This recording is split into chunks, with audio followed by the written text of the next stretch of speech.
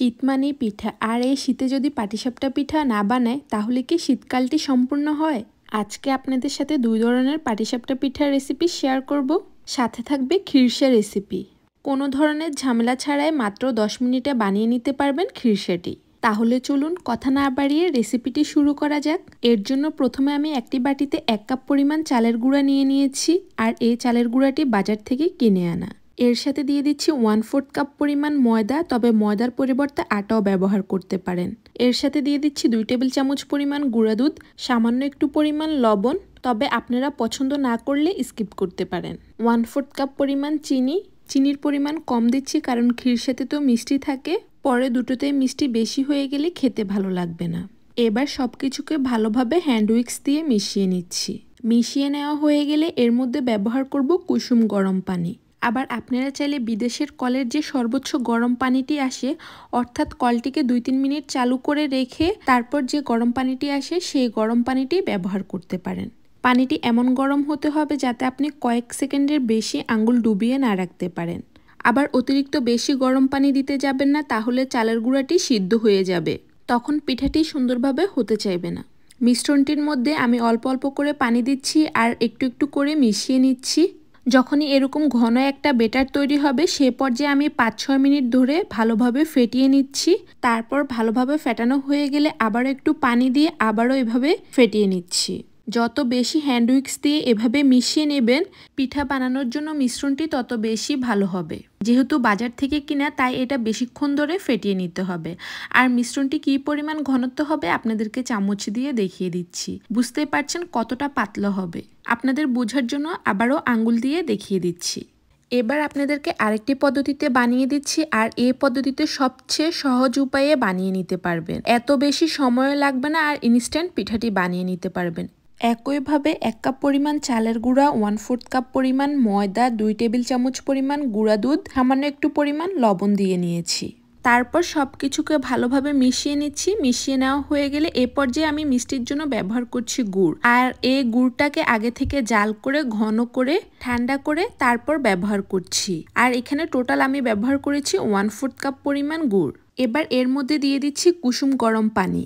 প্রথমে 1/2 কাপের মতো কুসুম গরম পানি দিয়ে কিছুটা মিশিয়ে নিচ্ছি। তারপর আবারও একটু পানি দিয়ে মিশিয়ে নিচ্ছি। এভাবে অল্প অল্প করে পানি দিয়ে পিঠার মিশ্রণটি বানিয়ে নিতে হবে। এই মিশ্রণটি বানাতে আমি মোট 1 কাপের মতো পানি ব্যবহার করেছি। এখন আপনাদেরকে মিশ্রণটি দেখিয়ে দিচ্ছি কতটা ঘন, দেখে হয়তো বুঝতে পেরেছেন। এই পর্যায়ে আমি এই মিশ্রণটিকে একটি ব্লেন্ডারের মধ্যে নিয়ে নিয়েছি। তারপর এটাকে ভালোভাবে ব্লেন্ড করে নিলে দেখতে পাবেন কতটা স্মুথ একটি বেটার তৈরি হবে। আর দেখতে পাচ্ছেন মিশ্রণটি কতটা পাতলা হয়ে গেছে। এবার আমি এর মধ্যে ব্লেন্ডারটি ধুয়ে 2-3 টেবিল চামচের মতো পানি অ্যাড করে দিব। তারপর এটাকে ভালোভাবে মিশিয়ে নিলে রেডি হয়ে যাবে মিশ্রণটি। আর দেখতেই পাচ্ছেন কতটা পাতলা হয়ে গেছে। এবার এগুলিকে একপাশে রেস্টে রেখে দিই, অপরদিকে আমি খিরসাটি বানিয়ে নিচ্ছি। এর জন্য একটি পাতিলে দিয়ে দিচ্ছি 2 কাপ পরিমাণ নর্মাল পানি, এর সাথে দিয়ে দিচ্ছি 1 কাপ পরিমাণ গুঁড়া দুধ। মিষ্টির জন্য আমি এখানে ব্যবহার করছি 1/4 কাপ চিনি, আর পরবর্তীতে গুড় ব্যবহার করব, তবে আপনারা চাইলে শুধুমাত্র চিনি ব্যবহার করেও বানাতে পারেন। তারপর দিয়ে দিচ্ছি সামান্য একটু পরিমাণ লবণ। এবার সবকিছুকে ভালোভাবে হ্যান্ড উইক্স দিয়ে মিশিয়ে নিচ্ছি যাতে কোনো ধরনের লাম্পস ক্রিয়েট না হয়। আর এই দুধটাকে বেশিক্ষণ জাল দিয়ে ঘন করতে হবে না, তাই দুধে একবার বলক উঠে আসলে এর মধ্যে দিয়ে দিচ্ছি 3 টেবিল চামচ পরিমাণ চালের গুঁড়া, তবে আপনারা চাইলে সুজিও ব্যবহার করতে পারেন। সবচেয়ে ভালো ফলাফল পেতে চাইলে চেষ্টা করবেন চালের গুঁড়াটি সামান্য একটু পানি দিয়ে গুলিয়ে তারপর ব্যবহার করতে।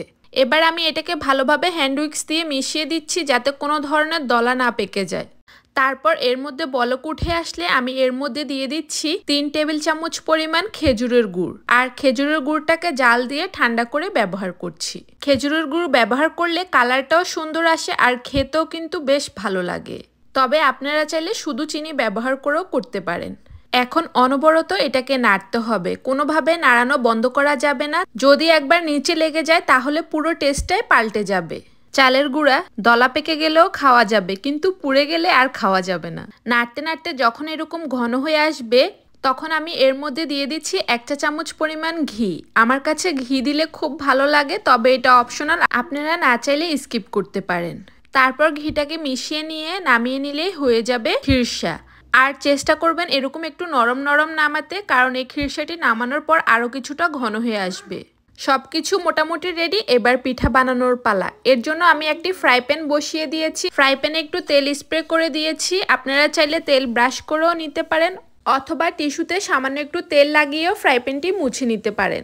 এবার এর মধ্যে দিয়ে দিচ্ছি 2 চামচ পরিমাণ গুড়ের মিশ্রণটি। এ পর্যায়ে চুলার আঁচটি বাড়াতে যাবেন না, মিডিয়াম টু লো হিটে রাখবেন।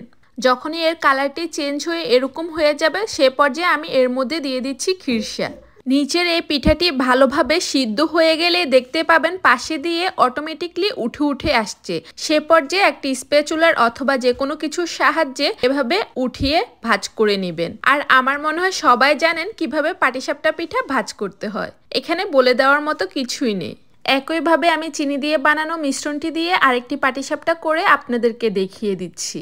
যারা ইলেকট্রিক চুলা ব্যবহার করবেন চেষ্টা করবেন চুলার তাপমাত্রা 4 থেকে 6 এর মধ্যে রাখার। আমি মিশ্রণটি দিয়ে হাতের সাহায্যে ফ্রাই প্যানটি নাড়িয়ে গোল রুটির মতো করে বানিয়ে নিয়েছি। তারপর যখন এক পাশ সাদা হয়ে এসেছে সে পর্যায়ে আমি এর মধ্যে খিরসা দিয়ে দিচ্ছি। তারপর এটাকে ভাঁজ করে পিঠা বানিয়ে নিচ্ছি।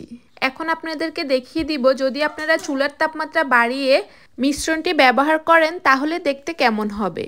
ফ্রাই প্যানটি বেশি গরম হয়ে যাওয়ার কারণে মিশ্রণটি দেওয়া মাত্রই কিরকম ফুলে ফুলে বাবল ক্রিয়েট হয়েছে। যখনই এই পিঠার মধ্যে খিরসা দিয়ে আপনি ফোল্ড করতে যাবেন তখন দেখুন পিঠার উপরের অংশটি কেমন ছিদ্রযুক্ত আর দেখতে ততটা মসৃণ লাগছে না। সেম ভাবে আপনারা যদি অতিরিক্ত তেল ব্যবহার করেন তাহলেও কিন্তু এরকমটি হবে। এর ফলে পিঠার টেস্টের কোনো পরিবর্তন হবে না, কিন্তু দেখার সৌন্দর্যের জন্যই আর কি এভাবে করা। এই তো আমি সবগুলো পিঠা বানিয়ে নিয়েছি। আমি বানাতে গিয়ে যেসব সমস্যা ফেস করেছি সেগুলি আপনাদের সাথে তুলে ধরার চেষ্টা করেছি। আশা করি আমার রেসিপিটি আপনাদের কাজে আসবে। আমার রেসিপিটি আপনাদের কাছে ভালো লেগে থাকলে একটি লাইক, কমেন্টস, শেয়ার করতে ভুলবেন না। আপনাদের একটি লাইক, কমেন্টস আমাকে আরও বেশি কাজে উৎসাহিত করে। আর চাইলে আমার চ্যানেলটি সাবস্ক্রাইব করে রাখতে পারেন এরকম আরও মজার মজার রেসিপি পেতে।